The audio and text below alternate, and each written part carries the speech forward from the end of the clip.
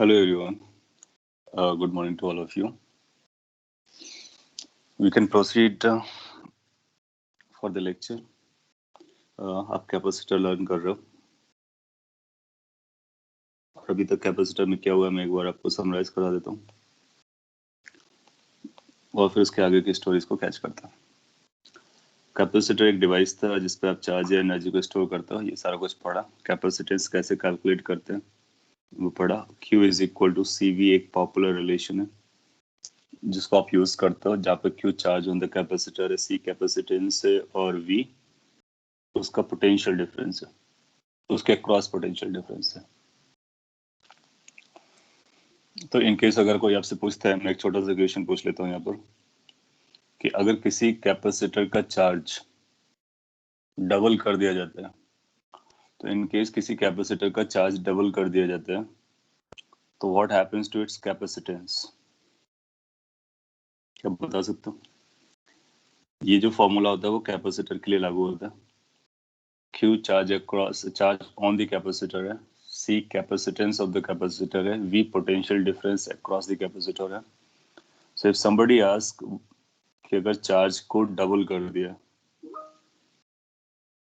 Charge को double कर दिया है, तो ये कैपेसिटर था और पहले चार्ज Q और माइनस Q रखा था, बाद में 2Q और माइनस 2Q कर देते हैं, तो उसके कैपेसिटेंस पे क्या फर्क पड़ेगा? ऑप्शन में देगा कैपेसिटेंस डबल हो जाएगा, 4 टाइम्स हो जाएगा, हाफ हो जाएगा, कोई फर्क नहीं पड़ेगा। यस। तो अब बोलोगे कि जो कैपेसिटेंस होता है वो अरेंजमेंट पे डिपेंड करता है। So it depends on following things जो हम लोगों ने पढ़ा था, साइज पर, ओरिएंटेशन पर, सेपरेशन पर, size of conductors, separation between the conductors, medium, इन बातों पर डिपेंड करता है। ये इस बात पे डिपेंड नहीं करता कि चार्ज कितना है। चार्ज आप डबल कर दो, हाफ कर दो, कुछ भी कर दो, कोई फर्क नहीं पड़ने वाला है कैपेसिटेंस पे। किस पे फर्क पड़ेगा? अगर आपने चार्ज को डबल किया है तो पोटेंशियल डिफरेंस डबल हो जाएगा, लेकिन capacitance will remain the same. So एक छोटा सा इंपॉर्टेंट पॉइंट था, आपने ये लर्न किया। इसके बाद आपने क्या लर्न किया कि कुछ वेरियस केसेस के लिए कैपेसिटेंस क्या होता है, जैसे कि प्लेट और स्फेरिकल और सिलेंडर्स के लिए। And then you learn कि how the charge goes, what the battery is, combination we've learned कि आपने combination of capacitors, बैटरी क्या होता है, बैटरी से कैसे कनेक्ट करते हैं, चार्ज का फ्लो कैसे होता है वो भी आपने लर्न किया।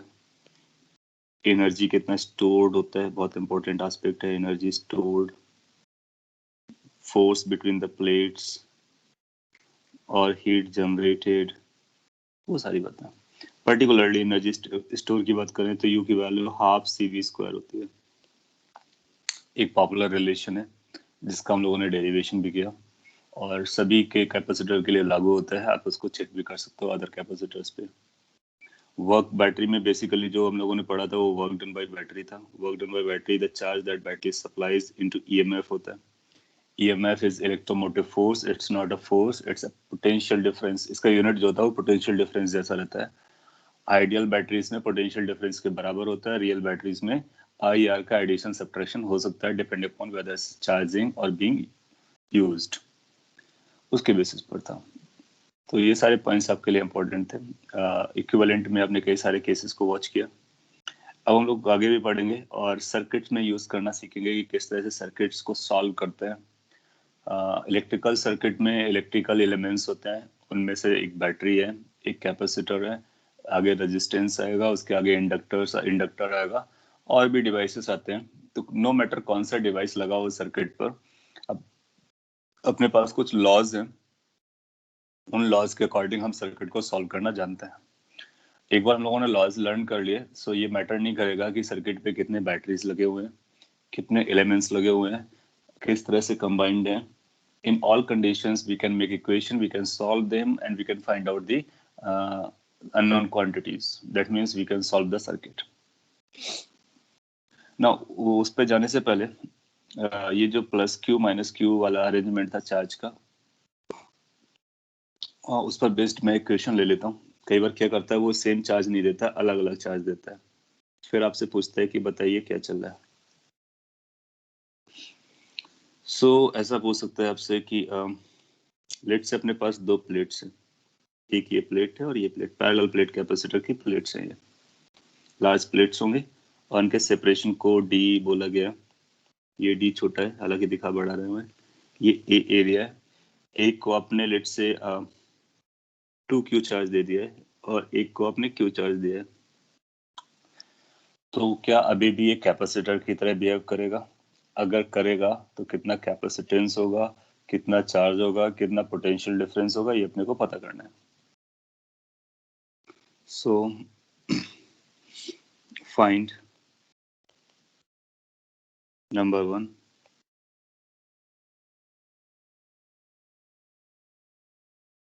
whether given arrangement is a capacitor.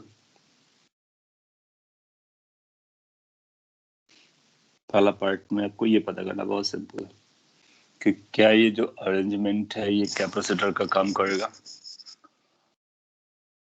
और दूसरा अपना ये पता करना इफ यस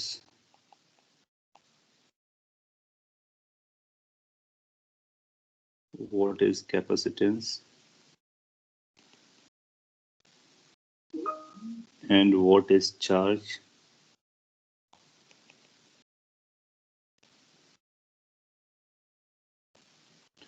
और थर्ड पार्ट रहेगा if yes what is potential difference.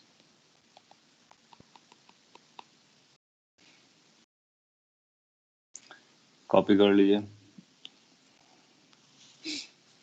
You want to see the last slide? Here we are.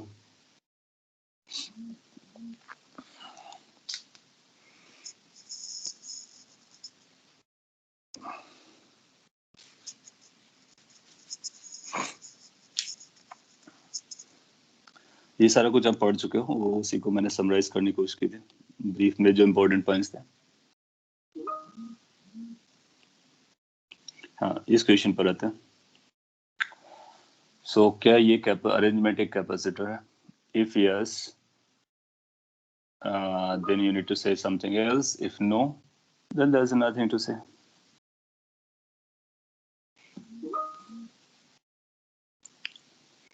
Okay, let's see कि कैसे हमको समझना है. लास्ट क्लास हम लोगों ने सिमिलर टाइप के क्वेश्चन किए थे, बेसिकली उसी का यूज है.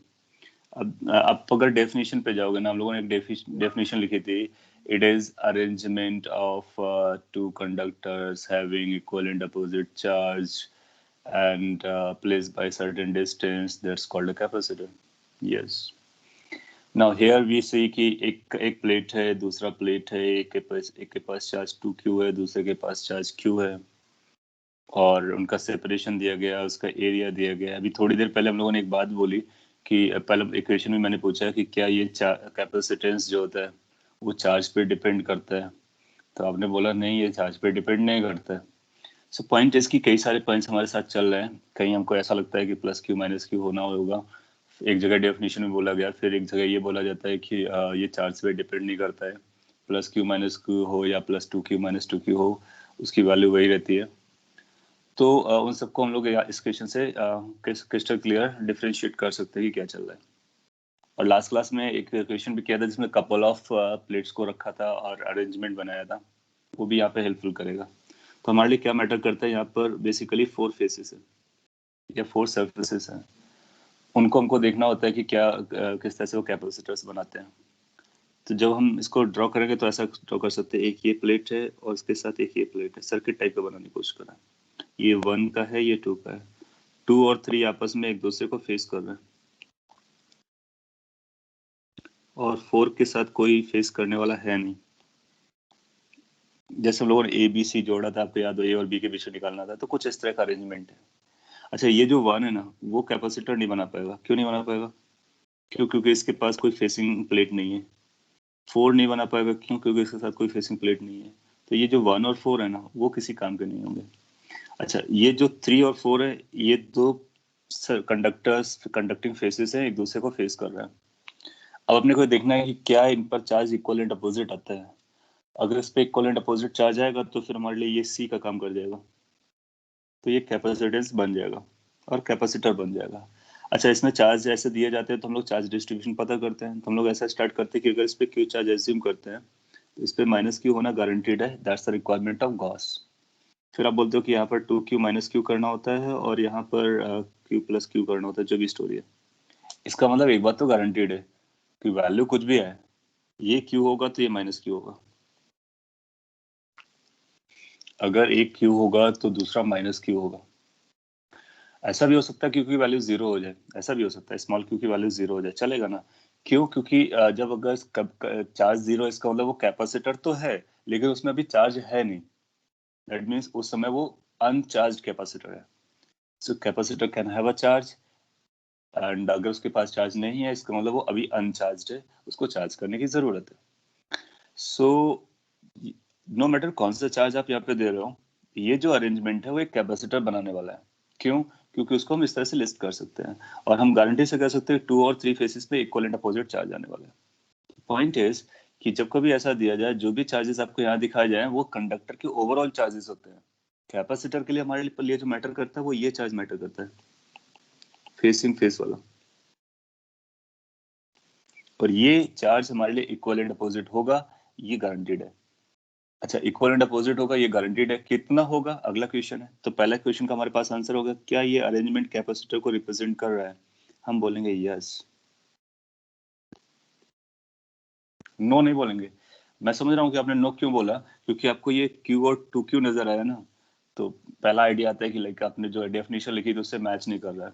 But when you go inside see it, you will find कि वो डेफिनेशन से मैच कर रहा है। So plus Q minus Q इस तरह से आप सी बोलेंगे। अच्छा, ये सी हो गया। अब आपसे पूछता है कि अगर ऐसा है तो अगला आंसर दीजिए, व्हाट इज कैपेसिटेंस? हम लोग जानते हैं कैपेसिटेंस चार्ज पे तो डिपेंड करता ही नहीं है, कैपेसिटेंस तो पैरेलल प्लेट का होता है। तो बी पार्ट का आंसर क्या बन जाएगा? सी की वैल्यू आ जाएगी A epsilon naught by D. So that is our capacitance. फिर आपसे पूछता है कि charge on the conduct this capacitor, तो चार्ज हमारे लिए कितना आएगा? चार्ज की वैल्यू हम बोलेंगे charge is going to be equal to Q. अब इस क्यू को हमको निकालना पड़ेगा। How we can find it out? We know the idea कि कैसे पता करना होता है। उसके लिए कुछ कैलकुलेशंस हम लोग जानते हैं। आउटर चार्जेस को बराबर कर देते हैं तो अपने पास आएगा twice Q minus Q is equal to Q plus Q. तो twice Q is going to be equal to Q, that means small Q is coming as Q by two. इसका मतलब है जो इस पे चार्ज आने वाला है,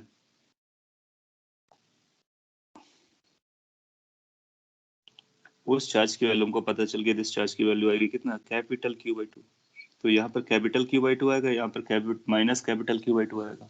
सो charge on the capacitor is capital Q by two. फिर आपसे पूछेगा सी पार्ट के बारे में बताइए, व्हाट इज पोटेंशियल डिफरेंस? तो हम जानते हैं Q is equal to C we.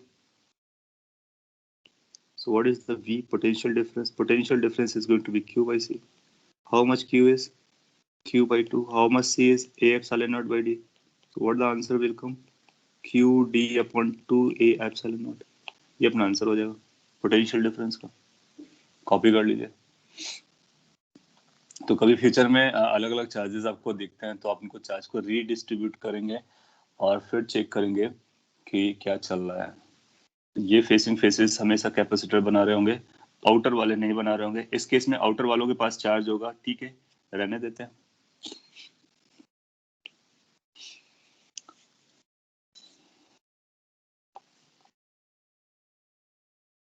Copy कर लीजिए और ध्यान से समझ लीजिए।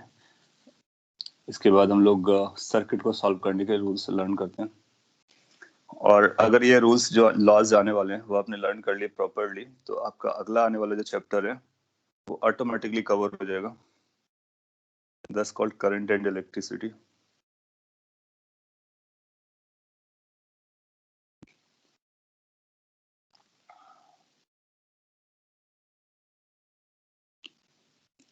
आगे बढ़ते हैं।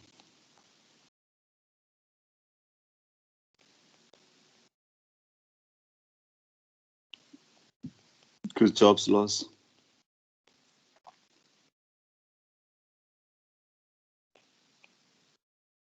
ये आपने 10th में सुना होगा, पढ़ा होगा, बस उसी चीज को मैं रिवाइज करा रहा हूँ। इस पे अगर आपने क्लियर नहीं समझा होता है तो आपके इश्यूज हमेशा बने रहते हैं। कई बार लोग एग्जाम देने जा रहे होते हैं और उससे एक दिन पहले पूछते हैं कि सर इसमें ये प्लस माइनस कैसे आया। तो आपको वो सब नहीं करना है, वंस एंड फॉर ऑल हमेशा के लिए समझ लेना है। एक मेथड को फॉलो करो, उसी को इतना प्रैक्टिस कर डालो कि आपकी स्पीड ऑटोमेटिकली उस पर बढ़ जाएगी और उस मेथड से आप सारी इक्वेशंस निकाल सकते हो। There exist so many methods. आप बाद में एक को समझने के बाद में बाकी सबको भी ट्राई कर सकते हो। सो किरचॉफ्स लॉस क्या होता है कि बेसिकली ये सर्किट को सॉल्व करने के लॉज हैं। इलेक्ट्रिकल सर्किट का मतलब क्या होता है, कुछ ऐसा रहा होगा कि आपको एक एलिमेंट यहाँ पे लगाया जाएगा, एक एलिमेंट यहाँ पे लगाया जाएगा, एक एलिमेंट यहाँ पे लगाया जाएगा। मैं किसी एलिमेंट का नाम नहीं दे रहा हूँ, ये क्या हो सकते हैं, ये बैटरी हो सकता है, ये रेजिस्टेंस हो सकते हैं, ये कैपेसिटर्स हो सकते हैं, इंडक्टर्स हो सकता है। सो इलेक्ट्रिक सर्किट, इसको हम लोग बोलते हैं इलेक्ट्रिक सर्किट। इस इलेक्ट्रिक सर्किट में एलिमेंट्स होते हैं, तो ये सारे एलिमेंट्स है। ये एलिमेंट 1 है, ये एलिमेंट 2 है, ये एलिमेंट 3 है, ये एलिमेंट 4 है, 5 है, 6 है। तो 6 एलिमेंट्स मैंने यहाँ पे दिखाए हैं।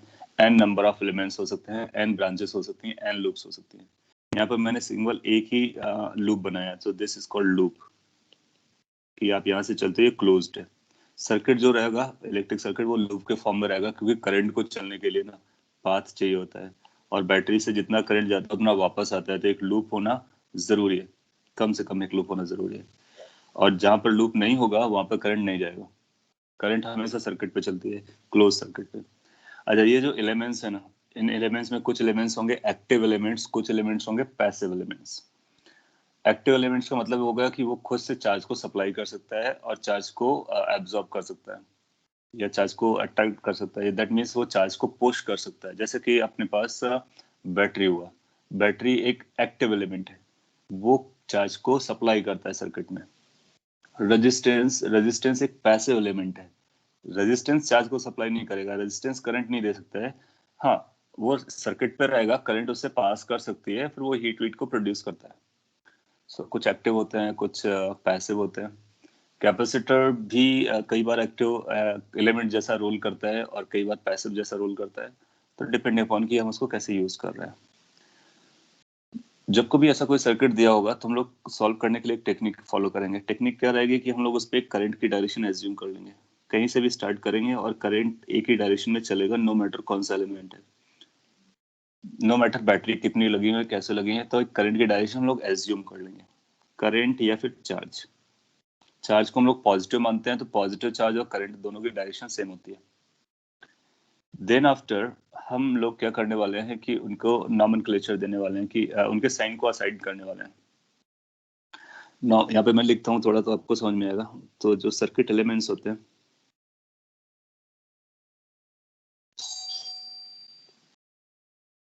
अपने पास जो रहने वाले हैं वो इन्हीं में से कुछ रहेगा। जैसे कि एक बैटरी रहेगा, एक या एक से ज्यादा। तो बैटरी के बारे में हम लोग जानते हैं, बैटरी का सिंबल ये होता है, और बैटरी का जो बड़ा वाला टर्मिनल होता है वो पॉजिटिव होता है, छोटा वाला नेगेटिव होता है। ये एक्टिव एलिमेंट है, बैटरी जो है वो एक्टिव एलिमेंट है।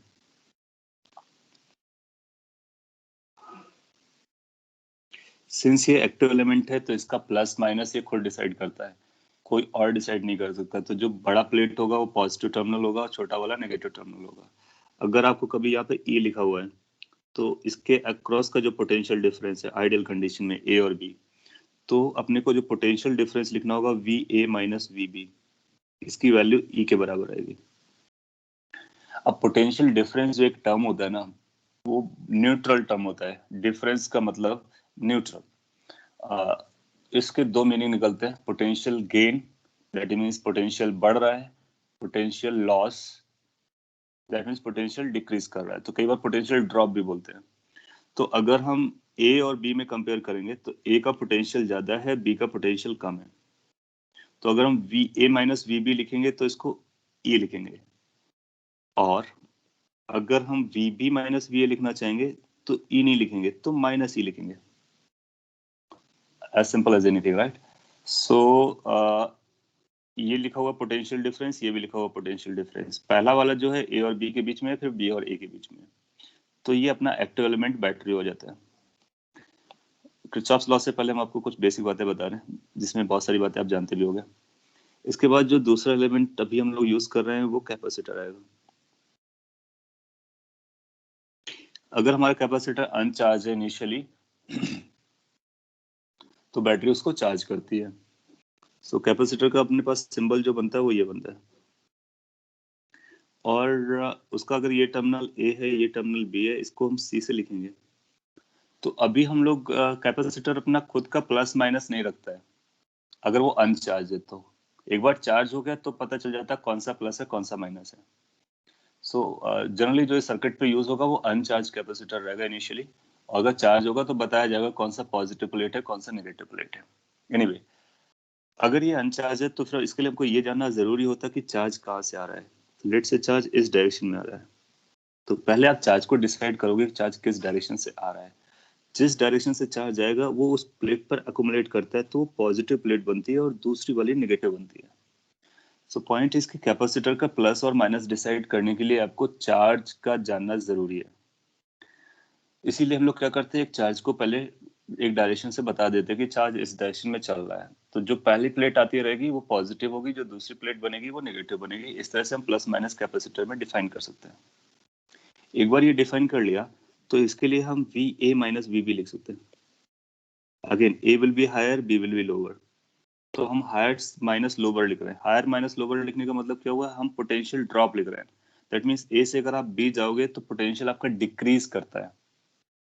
क्यों? क्योंकि ए हायर पोटेंशियल है, बी लोअर पोटेंशियल है। When you go from A to B potential will decrease, तो V A minus V B will become Q by C. और यहाँ पर भी हम V A minus V B की use करेंगे ताकि वो पोटेंशियल ड्रॉप हो। तो ड्रॉप होगा तो उसको हम इस तरह से लिख सकते हैं।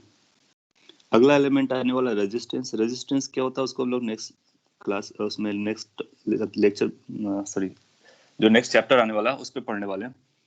लेकिन आपको बेसिक आइडिया होगा इसलिए हम उसको यूज कर सकते हैं।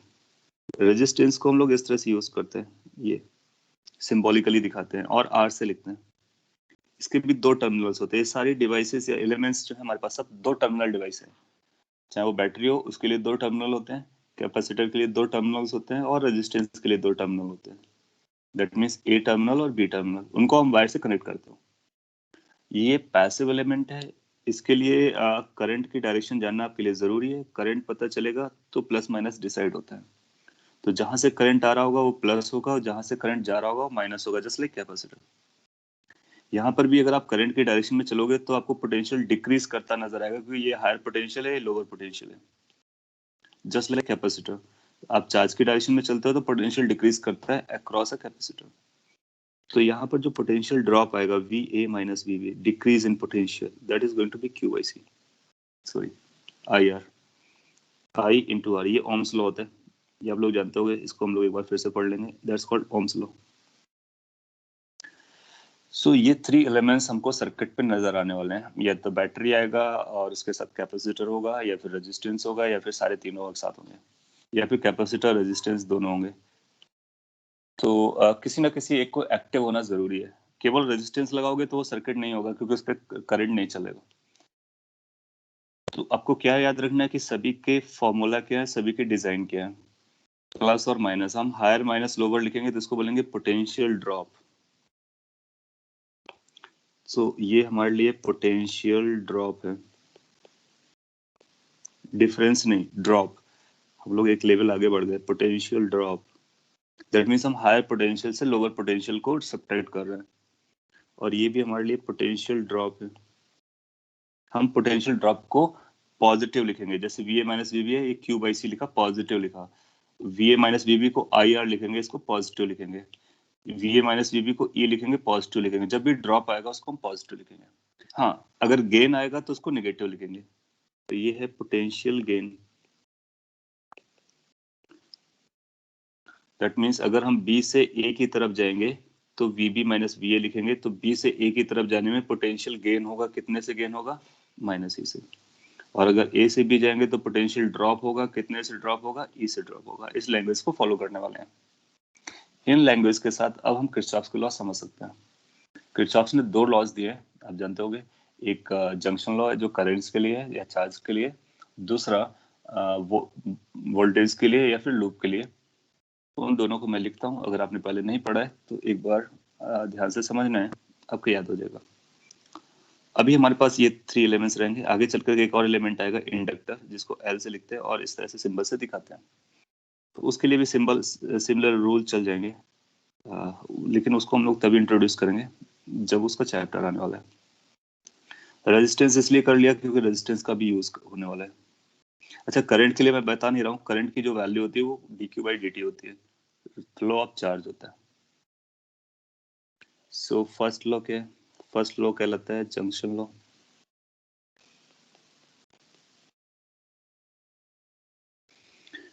और इसको हम लोग किरचॉफ्स करंट लॉ भी बोलते हैं, शॉर्ट में केसीएल। केसीएल का मतलब है किरचॉफ्स करंट लॉ, करंट के बारे में बात करता है।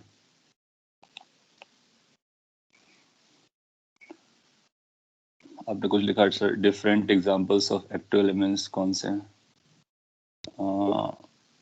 एक्टिव एलिमेंट्स में हम लोग जनरली बैटरी को यूज करते हैं अभी के लिए, और कैपेसिटर जब चार्ज होता है तो वो भी एक्टिव एलिमेंट का काम करता है। और भी हमारे पास हो सकता है, जैसे करंट सोर्स हो। अब आगे देखोगे एसी में हमारे पास करंट सोर्स होता है, जैसे बैटरी है ना, ये वोल्टेज सोर्स है। ये क्या करता है? वोल्टेज पोटेंशियल डिफरेंस को मेंटेन करता है। सिमिलरली हमारे पास और भी सोर्सेस होते हैं, जैसे करंट सोर्स होता है, तो वो भी एक्टिव होगा। तो एक्टिव का मतलब जो करंट अपने को सप्लाई करे।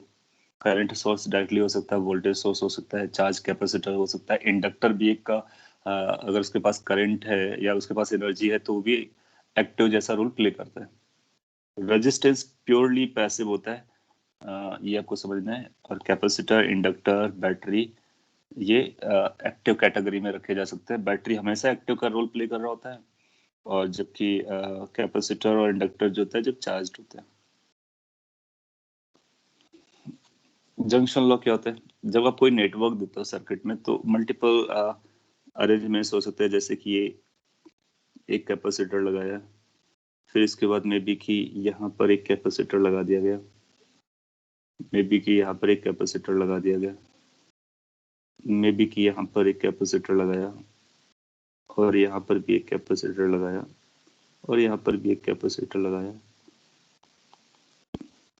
सो मल्टीपल वेज के आपको नेटवर्क मिल सकता है। ये कंप्लीट नेटवर्क नहीं है, ये पार्ट ऑफ इट है। बहुत कॉम्प्लेक्स रहा होगा, उसका कुछ एक पार्ट मैंने ड्रॉ किया है, तो ये कंप्लीट सर्किट नहीं है। इस पे आपने जब चार्ज एज्यूम किए होंगे तो कुछ ऐसे चार्ज एज्यूम हो सकते हैं, या फिर आपको दिखा सकता है कि यहाँ से कोई Q1 चार्ज आ रहा है। तो ये Q1 चार्ज को हम लोग दो पार्ट्स में और दिखाएगा कि यहाँ से लेट से Q2 चार्ज आ रहा है, लेट से यहाँ पर Q3 चार्ज आपको दिखाया गया है। वो एरोज आपको दे सकता है, उसके बेसिस पे अपने को डिसाइड करना है, या फिर आप खुद बनाएंगे फिर उसके बेसिस पे आप डिसाइड करेंगे। लेट से यहाँ पर Q4 दिया गया है, यहाँ पर Q5 दिया गया है, यहाँ पर Q6 दिया गया है। इस तरह का अरेंजमेंट दिया गया आपको। सो जो चार्जेस मैंने दिखाया है ना, इन चार्जेस को हम लोग करंट से रिप्लेस कर सकते हैं। I1, I2, I3, I4, I5, I6। तो जो चार्ज के साथ होता है वो करंट के साथ भी होता है। बेसिकली जो इसी लॉ को अगर नेक्स्ट चैप्टर में पढ़ेंगे तो करंट से रिप्लेस कर लेंगे। ना ये जो पॉइंट है जहाँ पर ये वायर्स मिलते हैं, एक से ज्यादा ब्रांचेस जुड़ती हैं, मतलब है ना, तो इसको हम जंक्शन कहते हैं। तो ये J1 है, जंक्शन 1। एक ये जंक्शन है, जंक्शन 2। तो यहाँ पर दो जंक्शन दिखाए गए आपको। ये जंक्शन नहीं है, क्यों? क्योंकि एक एक चार्ज इस पे फ्लो कर जाएगा। तो जहाँ पर चार्ज डिवाइड होने का है, ब्रांचेस आए, वहां उसको जंक्शन कहते हैं। जंक्शन पर 3 ब्रांचेस मिल सकते हैं, 4 मिल सकते हैं, 5 मिल सकते हैं, एन नंबर ऑफ वायर मिल सकते हैं, एज सिंपल एज एनीथिंग। तो जंक्शन लॉ ये कहता है कि जब हम किसी भी जंक्शन पॉइंट पर होंगे, तो जितना चार्ज आ रहा होगा उतना ही चार्ज जाना चाहिए, क्योंकि चार्ज कंजर्व होता है। और ये जो जंक्शन है, ये चार्ज क्रिएट भी नहीं कर रहा है और चार्ज को एब्जॉर्ब भी नहीं कर रहा है। So whatever the charge is coming per unit time, it has to flow out. Okay, so इसको स्टेटमेंट में लिख देते हैं। At a junction in a circuit,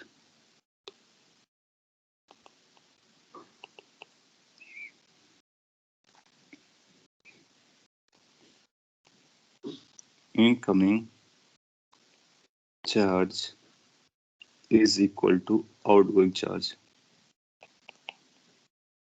Of course, total incoming is equal to total outgoing.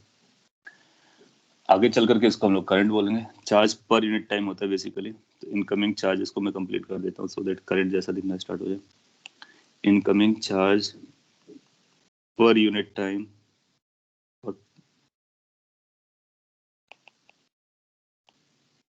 is equal to outgoing charge per unit time.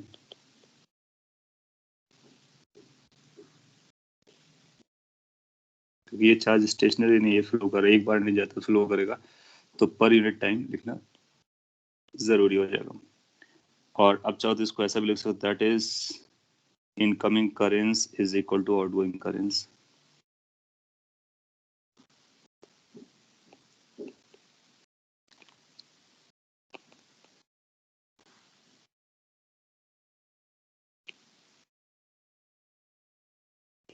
अच्छा, ये current क्यों बोला? क्योंकि चार्ज पर यूनिट टाइम करंट होता है, तो टोटल जितना करंट आएगा टोटल उतना करंट जाएगा, ये लिखते हैं हम ना. यहाँ पर आप देखोगे अगर हम J1 पे लिखना चाहें, इसीलिए इसको किरचॉफ्स करंट लॉ बोला जाता है, क्योंकि करंट के बारे में बता रहा होता है. सो फॉर एग्जांपल हम लोग J1 पर देखते हैं. J1 पर क्या इक्वेशन लगाएंगे? कॉमन सेंस इक्वेशन है. अब देखोगे जंक्शन पर कितना चार्ज आ रहा है, क्या Q1 आ रहा है? यस. क्या Q3 आ रहा है? यस. तो टोटल हो गया Q1 प्लस Q3. आउटगोइंग कितना है? Q2. That is the law. So this is called junction law at junction 1.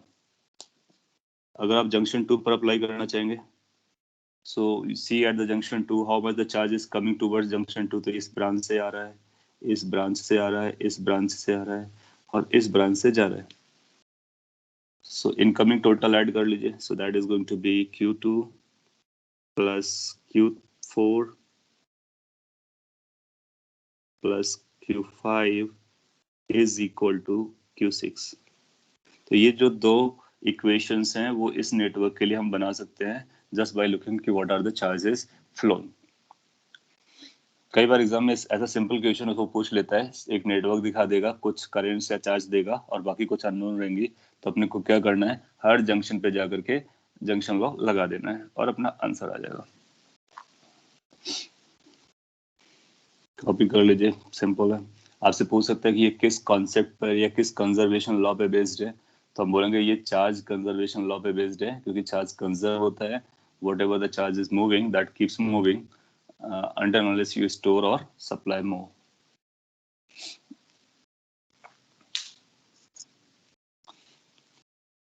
Easy है.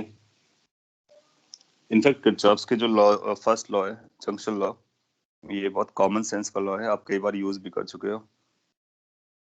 आपने जब पैरेलल का कैलकुलेशन किया था कैपेसिटेंस में, तो आपने देखा था Q को Q1 plus Q2 plus Q3 लिखा था. क्यों लिखा था? क्योंकि जंक्शन लॉ लगाया था. दूसरा लॉ है दैट्स कॉल्ड लूप्स लॉ.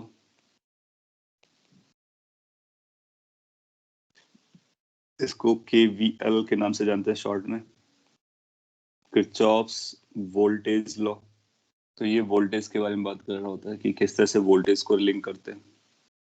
तो इसमें आप एलिमेंट्स को यूज करोगे, जैसे कि हमारे पास एक ये एलिमेंट है कैपेसिटर, लेट से एक बैटरी है, लेट से यहाँ पर एक और कैपेसिटर है, लेट से कि यहाँ पर रेजिस्टेंस है, लेट से कि यहाँ पर एक और कैपेसिटर है. कुछ ऐसा कोई भी अरेंजमेंट आपको दिया जा सकता है, दैट डजंट बॉदर, लेकिन अपने को लूप नजर आनी चाहिए. तो ये लूप है, तो लूप के लिए लगाएंगे लूप्स लॉ. और फिर आप ऐसा बोलोगे कि लेट से कि यहाँ से कोई करंट जाती है, कहाँ से जाती है वो आपको आइडेंटिफाई करना है. जैसे ये बैटरी दिया है, तो लेट से यहाँ से एक करंट या चार्ज जाता है, तो हम बोलेंगे चार्ज. कैपेसिटर के लिए चार्ज यूज करेंगे, प्लस माइनस हो जाएगा. यहाँ पर आएगा तो ये प्लस माइनस हो जाएगा Q. यहाँ पर करंट लिखेंगे क्योंकि ये रेजिस्टेंस है, तो रेजिस्टेंस के लिए प्लस और माइनस बनेगा. यहाँ से आगे बढ़ेंगे, ये चार्ज Q बनेगा, प्लस और माइनस कैपेसिटर के लिए, और यहाँ पर आप वापस आ जाओगे. तो एक डायरेक्शन आप चार्ज या करंट का लोगे दोनों का, उसके अकॉर्डिंग सभी का प्लस माइनस डिसाइड कर लोगे. अच्छा, ये जो बैटरी है इसका ये माइनस होगा, ये प्लस होगा, क्योंकि बैटरी एक्टिव रहता है तो इसका प्लस माइनस ये खुद डिसाइड करता है, कोई और डिसाइड नहीं करता. भले करंट आप इधर मानो, लेकिन प्लस माइनस का ये रहेगा. इस तरह से इसको हम लोग ड्रॉ कर सकते हैं। तो पहला काम होगा करंट को ड्रॉ करना, चार्जेस को ड्रॉ करना, फिर सबके प्लस माइनस डिसाइड करना एज पर द रूल। तो इनकी वैल्यूज दी होंगी, जैसे ये EMF EL से, ये कैपेसिटर C1 है, ये कैपेसिटर C2 है, ये रेजिस्टेंस R है और ये कैपेसिटर C3 है। तो इसके लिए हम लॉ लगा सकते हैं। क्या लॉ लगाएंगे? Loops law. So loops law is applied for a loop. किस तरह से लगाया जाता है वो मैं यहाँ पे समझाता हूँ आपको। तो पहले स्टेटमेंट देने की कोशिश करता हूँ। किरचॉफ ने कहा कि अगर हम किसी एक लूप पे चलते हैं, इस पॉइंट से, लेट से हम इस पॉइंट से मूव करते हैं, ये पॉइंट हमारा ए पॉइंट है, और लेट से कि हम इस सेंस में जाकर के वापस ए पर आते हैं, तो हम अगर ए से ए पर वापस आते हैं तो टोटल पोटेंशियल डिफरेंस हमको कितना मिलने वाला है? तो हम लोग जानते हैं कि पोटेंशियल डिफरेंस इनिशियली ए का है और फाइनली भी ए का हो जाएगा, और ए का जो भी पोटेंशियल डिफरेंस होगा, पोटेंशियल होगा, वो तो सेम रहेगा।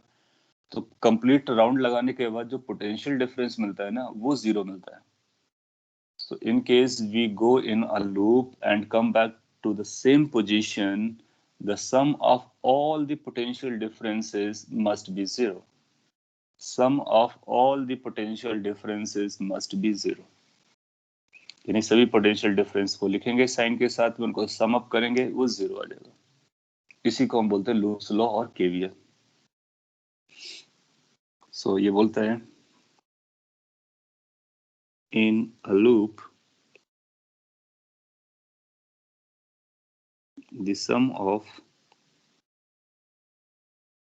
all the, और सम का मतलब अलजेब्रिक सम लिख देता हूं मैं यहाँ पे, उससे एक ही आइडिया लग जाएगा कि हम प्लस और माइनस के साथ लिखने वाले हैं। Algebraic sum of all the potential differences is zero. Why zero? क्योंकि उसी पॉइंट से आप उसी पॉइंट पर आए तो टोटल आपका जीरो हो जाएगा। और आप उसको चेक कर सकते हो उनके सबके नाम दे करके, जैसे इसका नाम बी दे दो, इसका नाम डी दे दो, ई को हटा देते हैं, एफ लिख देते हैं,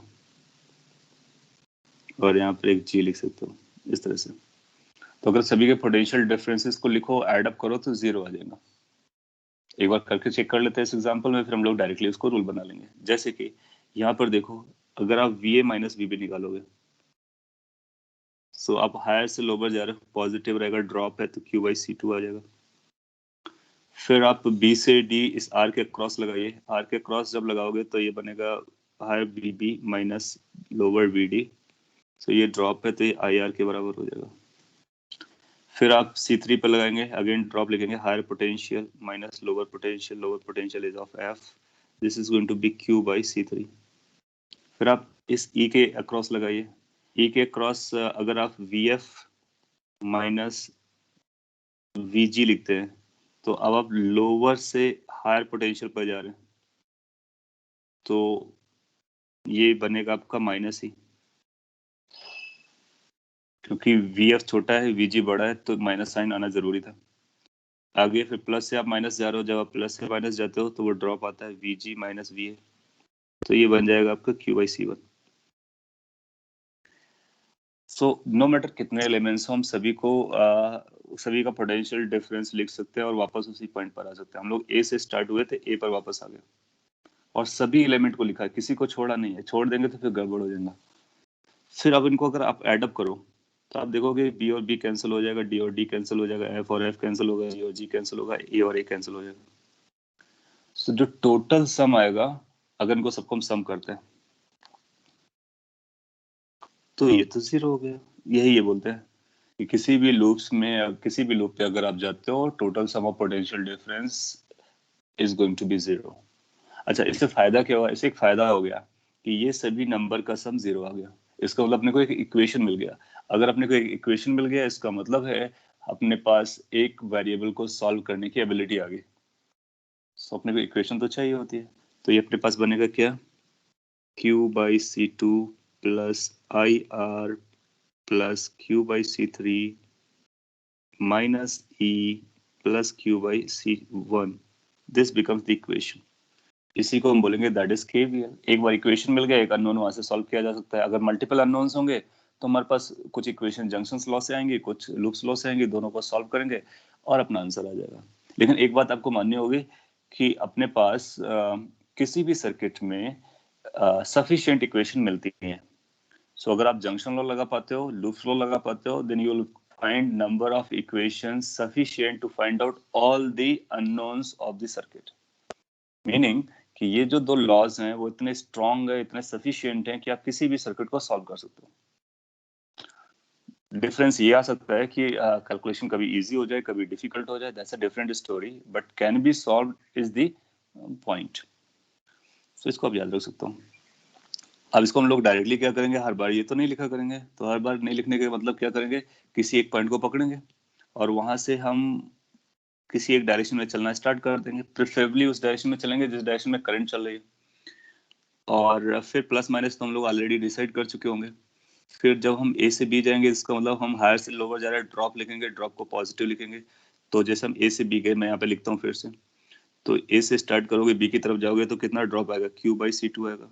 फिर बी से डी जाएंगे तो भी प्लस से माइनस जा रहे हैं, ड्रॉप है, IR लिखेंगे।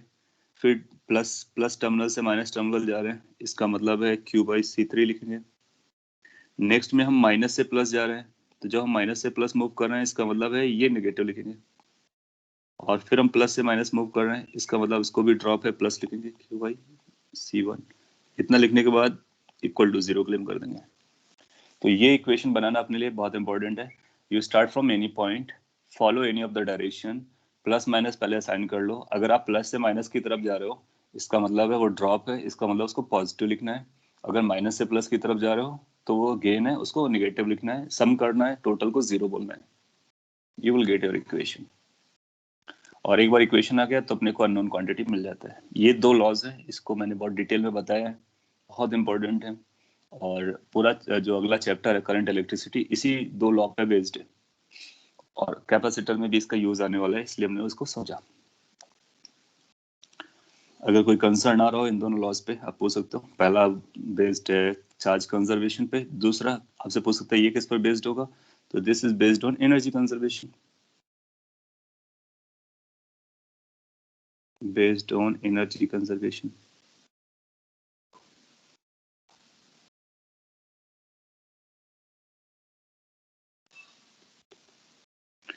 क्योंकि पोटेंशियल डिफरेंस का मतलब एनर्जी से होता है, तो ओवरऑल एनर्जी कंजर्व रहती है, क्योंकि कंजर्वेटिव फील्ड है।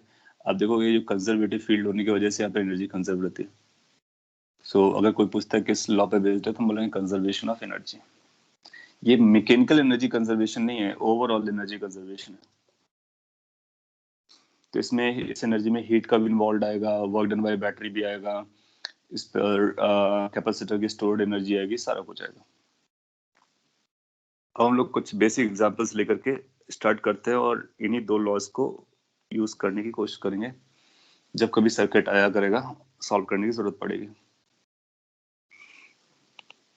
सो लेट्स से कि अपने पास कुछ ऐसा है। अभी हम लोग रेजिस्टेंस को यूज नहीं करेंगे क्योंकि कैपेसिटर पड़ा है, तो केवल कैपेसिटेंस पर फोकस करेंगे।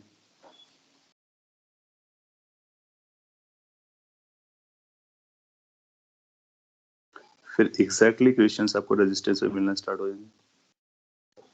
सिंपलिसिटी के लिए यहाँ पर हमने एक ही बैटरी को लगाया हुआ है, और लेट्स से कि इसकी जो वैल्यू है EMF की, वो आपको न्यूमेरिकली दी गई है, 10 वोल्ट है। ये जो अपने पास है लेट्स से 1 माइक्रोफैराड है,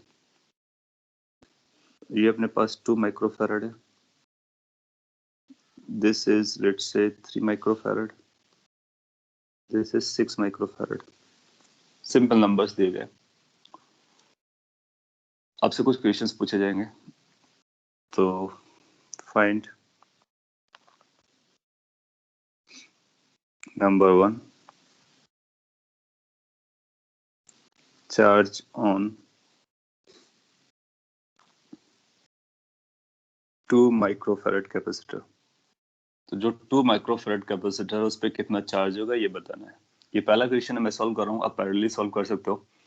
और आपको अगर आपने आपने पहले से प्रैक्टिस नहीं किया हुआ है, तो आपको अटमोस्ट ध्यान देना है। ये केवल 2 माइक्रोफैराड पे नहीं, हम किसी भी पे चार्ज निकाल सकते हैं। 1 पर भी पूछ सकता है, 2 पर भी, 3 पर भी, 6 पर भी। तो हमको सभी पर कितना चार्ज आएगा फाइनली, ये अपने को पता करना है, और ये हम बताने में कैपेबल होने चाहिए। एक बार अपने को चार्ज पता चल गया, कैपेसिटेंस पता चला है, तो उसकी एनर्जी बता सकते हैं, उसका पोटेंशियल डिफरेंस बता सकते हैं, उससे रिलेटेड जितनी भी इंफॉर्मेशन है सारी बता सकते हैं. So how we are going to proceed, this is going to the way. ये प्लस टर्मिनल है, ये माइनस टर्मिनल है. प्लस से चार्ज रिलीज होता है तो हम बोलेंगे यहाँ से चार्ज रिलीज हुआ है, और ये चार्ज यहाँ पर गया, इस वाली प्लेट को प्लस करेगा, इसको माइनस करेगा, इस पे क्यू चार्ज आएगा. फिर ये जो चार्ज है आगे बढ़ जाएगा, इस जंक्शन पर आएगा, तो ये दो ब्रांच में जाने वाला है, ऊपर और नीचे.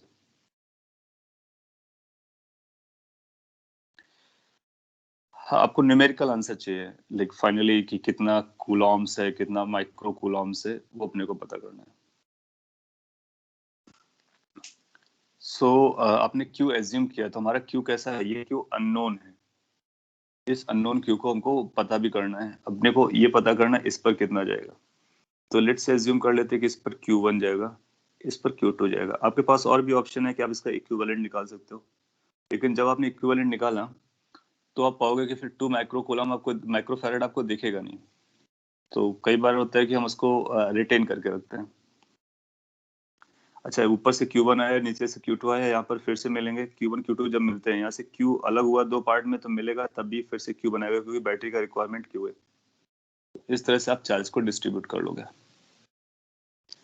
एक आंसर 4 माइक्रो कूलम बताया जा रहा है. Okay, we will check it, and if it is the case we will see that. So कोई और भी नेटवर्क होगा तो हम सिमिलर टाइप की स्टोरी करने वाले हैं. अब जंक्शन लॉ लगाते हैं. सो जंक्शन लॉ इस जंक्शन पे लगाओ. क्या जंक्शन लॉ बोलेगा? इसको हम ऐसा बोल सकते हैं, Kirchhoff's current law, KVL, KCL लगाते हैं, जंक्शन लॉ जिसको कहते हैं.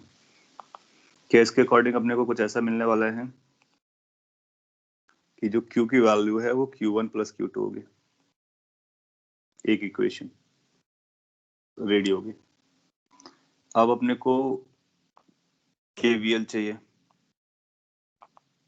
अब KVL कहाँ पर लगाएंगे, उसके लिए आपको लूप देखना पड़ेगा. यहाँ पर लूप्स आपको कितनी नजर आएगी? एक तो ये लूप नजर आ रही होगी ऊपर वाली, एक ये अंदर वाली लूप नजर आ रही होगी नीचे की, और एक ये ऊपर से चल करके आने वाली लूप नजर आ रही होगी.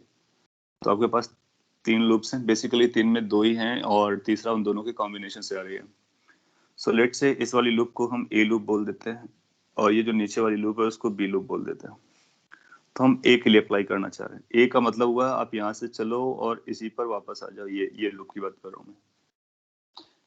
इसके लिए हम लोग केवीएल लिखते हैं, किरचॉफ्स वोल्टेज लॉ, और वो आपको समझना है. इस पॉइंट से चलते हैं, करंट की डायरेक्शन इस तरह से आगे बढ़ेंगे, फिर इधर आएंगे, फिर इधर आएंगे, फिर वापस आ जाएंगे. आप अदरवाइज भी चल लोगे, आपकी चॉइस है, आंसर वही आएगा, कोई फर्क नहीं पड़ता है. सो प्लस माइनस, आप बोलोगे ये प्लस रहा होगा, ये माइनस रहा होगा. यहाँ पे चार्ज इधर से आया तो ये प्लस रहा होगा, ये माइनस रहा होगा, ये प्लस रहा होगा, ये माइनस रहा होगा. और ये जो Q2 है दोनों पे चला होगा. आप चाहो तो इन दोनों को सीरीज में लगा करके सिंगल कर सकते हो, वो भी चलेगा. लेकिन अगर वो आपसे 6 का पूछेगा चार्ज, तो फिर आपको सीरीज में नहीं जाना होगा. हालांकि आप बोल सकते हो कि Q2 3 पर भी रहेगा, Q2 6 पर भी रहेगा. ये भी Q2 है. सो what the equation will become, first के लिए हम लोग अगर इस तरह से बढ़े, सो ड्रॉप मिला Q1 बाई सी कितना है 2 माइक्रोफैराड. अभी माइक्रो को हटा दे रहे हैं और कूलम चार्ज को हम माइक्रो कूलम समझ लेंगे, तो माइक्रो माइक्रो कैंसिल हो जाएगा. फिर आगे बढ़ोगे, जब 6 के पास आओगे तो आप देखोगे निगेटिव डायरेक्शन से आप एंट्री कर रहे हो, तो ये बनेगा Q2 बाई 6. 3 में जब आप एंट्री कर रहे होगे तो भी निगेटिव होगा, Q2 बाई 3. फिर आप वापस जहां से आए थे वहां पहुंच गए, ये 2 इज इक्वल टू 0. सो ये आपकी सेकेंड इक्वेशन बन जाएगी. आप इसी को चेक करो, अगर आप इस सेंस में रोटेट करोगे तब भी आपका यही आंसर आएगा. एक माइनस आ जाएगा, 0 के साथ माइनस मल्टीप्लाई करोगे तो सेम सेम इक्वेशन में कन्वर्ट हो जाएगा. अब आप बी पर आओ. बी को लेट्स हम ये समझते हैं कि जो नीचे वाले पोर्शन से आने वाली लूप है. आप ऊपर वाले से भी समझ सकते हो, कोई फर्क नहीं पड़ता है, दोनों से सेम आंसर आएगा. सो लेट्स से कि आप यहाँ से स्टार्ट करते हो और इस डायरेक्शन में चल करके वापस इसी पॉइंट पर आते हो. वो आपको डिसाइड करना होगा कहाँ से आप स्टार्ट करते हो. सो पहला जो आपको मिलेगा Q/1 मिलेगा इसकी वजह से. फिर ये आएगा. अब हम इस डायरेक्शन में जा रहे हैं तो प्लस से माइनस की तरफ जा रहे हैं, तो Q2 डिवाइड बाई 3 आएगा पॉजिटिव का. Q3 डिवाइड बाई 6 आएगा, सॉरी Q2 हो गया, Q2 डिवाइड बाई 6 आएगा. इसके लिए आगे बढ़ते हो जब आप इधर आ रहे हो तो निगेटिव से पास करना है, आपको एंट्री करनी है, इसका मतलब माइनस लगाओगे, minus E total sum equal to 0। That's the third equation. थोड़ा सा लेंदी लग रहा है क्योंकि मैं लेंदी वे पे एक्सप्लेन कर रहा हूँ, लेकिन रूल वही लगा रहे हैं जो दो रूल्स हैं। सो अब आपके पास कितने इक्वेशंस आ गए? 3 इक्वेशंस। इन केस अगर आप ये बड़ा वाला ऊपर वाला लूप लेते हो, सॉल्व करते हो, तो आप पाओगे कि आपको वो इक्वेशन मिलेगी जो इन दोनों को ऐड करने से मिलेगी। तो आपको कोई नया इक्वेशन नहीं मिलेगा, आप बना करके देख सकते हो। आपको उतने ही नंबर ऑफ इक्वेशंस मिलेंगे जितने नंबर ऑफ अननोन्स होंगे। आप स्टार्टिंग से डिसाइड कर सकते हो आपके पास कितने अननोन्स हैं। आपके पास एक क्यू अननोन है, एक Q1 अननोन है, एक Q2 अननोन है। So you have 3 unknowns. So how many equations we require? 3. So we got 1, 2, and 3. Now you can solve it for Q1, for Q2, for Q. एक बार Q1, Q2, Q निकल के आ गया है, इसका मतलब है कि हम सभी कैपेसिटर्स पर चार्जेस को बता सकते हैं। Making sense? अगर कोई भी चार्ज नेगेटिव आता है, इसका मतलब क्या हुआ कि जो हमने प्लस माइनस असाइन किए हैं उनको बदल देना है। दैट मीन्स जो फ्लो ऑफ चार्ज दिखाया है वो अपोजिट होगा। तो इस तरह से हम माइनस साइन को भी इंटरप्रेट कर सकते हैं। अब आप इसको सॉल्व करके अपना आंसर, अपने को Q1 चाहिए, तो Q1 को कैलकुलेट कर लेंगे। उसके लिए आप क्या करो कि थर्ड इक्वेशन में फर्स्ट इक्वेशन से Q की वैल्यू को रख दो, और E की वैल्यू तो आपको 10 पता है, तो आप इसको चाहो तो डायरेक्टली 10 लिखो, सो दैट कि वो अननोन में नोन नजर आए आपको। So this you can easily solve. So second equation को अगर मैं सॉल्व करता तो क्या लिखता मैं? Q1/2 is equal to Q2 in the bracket 1 + 3 + 1/6, which is basically 1/2, so that is Q2/2, which simply says कि Q1 is equal to Q2। अगर ये Q1 equal to Q2 आ गया सेकेंड वाली इक्वेशन से, तो फर्स्ट को यूज करने से अपने को क्या मिल जाएगा? फर्स्ट से पता चल जाएगा कि जो Q की वैल्यू है that is going to be equal to Q1 + Q1। Q2 को भी Q1 लिख दिया है तो 2Q1 हो गया। अब आप थर्ड को यूज कर लो। सो Q को लिख सकते हो आप 2Q1 प्लस Q2 को लिख सकते हो आप Q1, ये भी Q1 बना, इज इक्वल टू 10। सिंप्लीफाई कर सकते हैं, ये भी Q1/2 बनने वाला है, so we will get 2 + 1/2। Calculation आप चेक कर सकते हो, that is going to be Q1 is equal to 10, which further will lead to 5/2। Q1 is equal to 10. So how much this Q1 is going to be? 2 into 2, that is 4 microcoulomb. Good. So 4 microcoulomb will become our final answer. अगर आप इसको इस तरह equations को कई बार करते हो तो फिर आपकी स्पीड बहुत ज़्यादा तेज हो जाएगी। मैंने बहुत स्लो किया, इसको बहुत फास्ट कर सकते थे। सो पॉइंट इज कि स्टेप बाय स्टेप आपको चलना है। You just assume a charge flowing, apply the junction law, apply the loops law, after looking the number of loops, फिर आपको number of unknown, number of equations बराबर मिल जाएंगे। Solve कर लीजिए, Q1 बता सकते हो, Q2 बता सकते हो, Q बता सकते हो, सब कुछ बता सकते हो। इतना अगर आपने कॉपी कर लिया, समझ लिया, तो इसका हम बी पार्ट पूछते हैं, कुछ और पार्ट्स पूछ लेते हैं BCD करके, उनके आप आंसर दे दीजिए। सभी के आंसर करेक्ट आने लगेंगे, इसका मतलब है अब आप प्लस माइनस को समझ पा रहे हो। यहाँ पर कैलकुलेशंस बहुत बड़ी नहीं है लेकिन बहुत सेंसिटिव है। और वो कैलकुलेशंस किस लिए सेंसिटिव है? इक्वेशन सेंसिटिव है बेसिकली। इक्वेशन सही बनाया तो सारा काम हो जाता है। अब मैं इसमें बी पार्ट देता हूँ, इसको थोड़ा सा स्मॉल करने के बाद। बी पार्ट,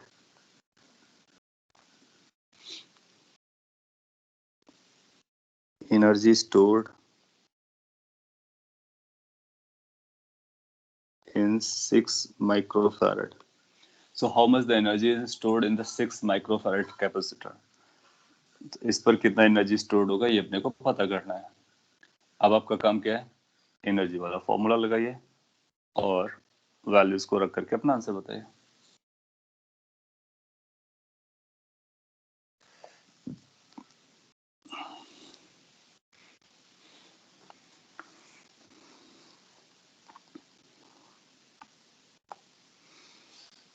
अगर आप उसकी एनर्जी लिखना चाहेंगे तो मैं आपकी हेल्प कर देता हूँ। हाफ सी वी स्क्वायर होता है, क्यू स्क्वायर बाई 2c होता है, हाफ क्यू वी होता है। तो जो भी आपको जमीन वी आपको डायरेक्टली पता नहीं है तो वी क्यों निकालें, क्यू और सी से भी निकाल सकते हैं। तो ये बनेगा Q2 का square divide by 2 into capacitance. Capacitance है 6 माइक्रोफैराड।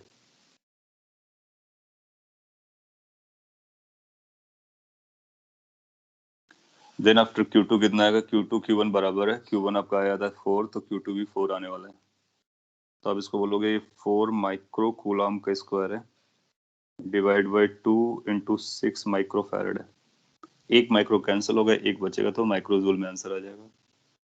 तो 4 का स्क्वायर कर दोगे डिवाइड बाई 12 हो जाएगा माइक्रो जूल, ये आपका आंसर बन जाएगा।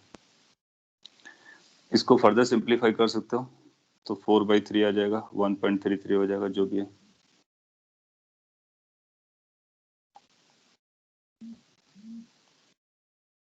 सो आपको 4 ऑप्शन देगा, उसमें आपको डायमेंशंस का ख्याल रखना है, मैग्नीट्यूड का ख्याल रखना है, दोनों का आंसर दे सकते हो। किसी के क्रॉस पोटेंशियल डिफरेंस बोलेगा तो Q is equal to CV से पोटेंशियल डिफरेंस निकाल दोगे। और अगर आपसे पूछता है लास्ट में work done by the battery, work done by battery, तो हम वो भी बता सकते हैं कि बैटरी ने कितना वर्क किया होगा चार्जेस को पुश करने में, सप्लाई करने में।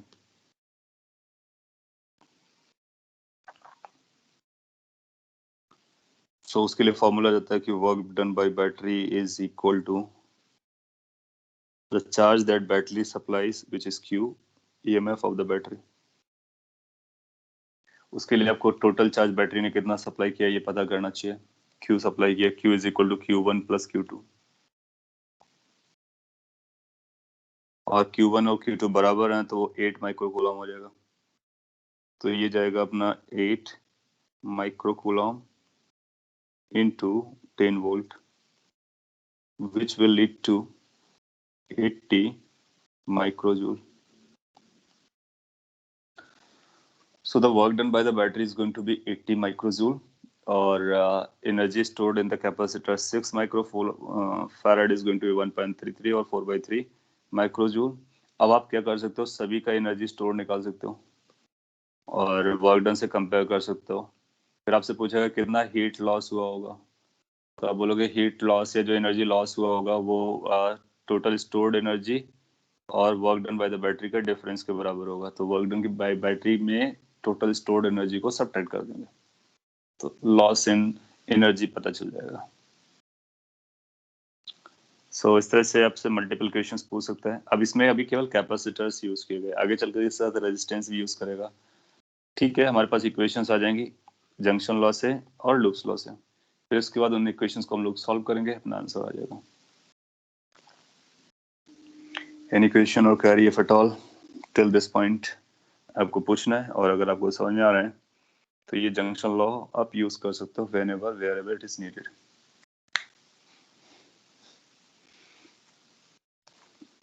कुछ और क्वेश्चंस कर लेते हैं जो कि पॉपुलर एग्जाम को लेकर के।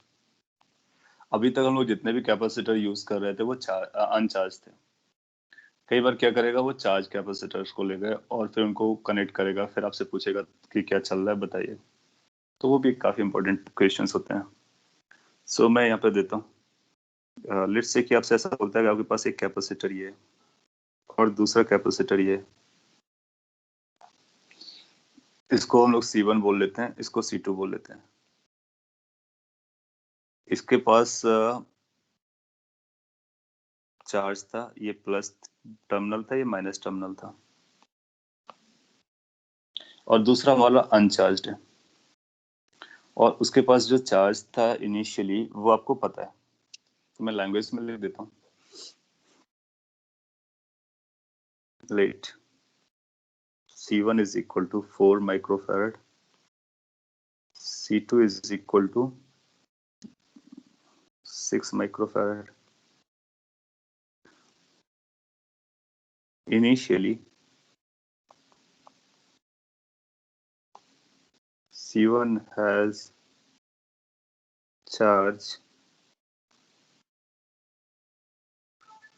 10 microcoulomb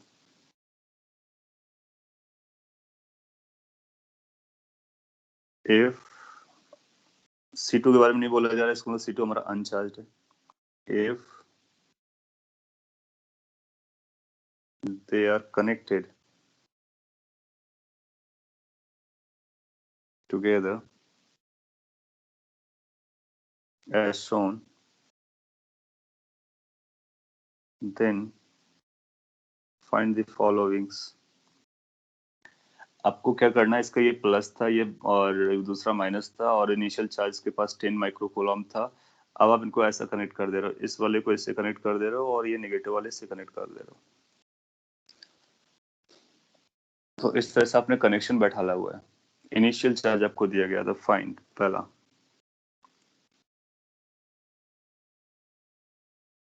फाइनल चार्ज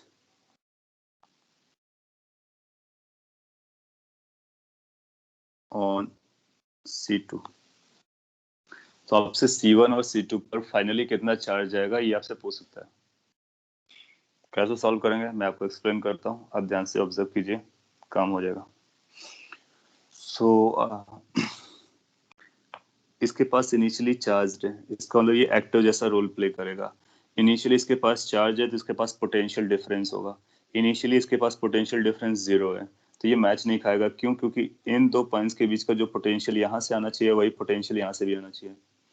कंडक्टर्स हैं, तो ये क्या करेगा, सिंस इसका पोटेंशियल डिफरेंस ज़्यादा है, इसका पोटेंशियल डिफरेंस कम है या नहीं है, तो फिर ये अपना पोटेंशियल ड्रॉप कम करेगा और ये अपना पोटेंशियल ड्रॉप बढ़ाएगा, सो दैट कि दोनों सेम पोटेंशियल पर आ जाए.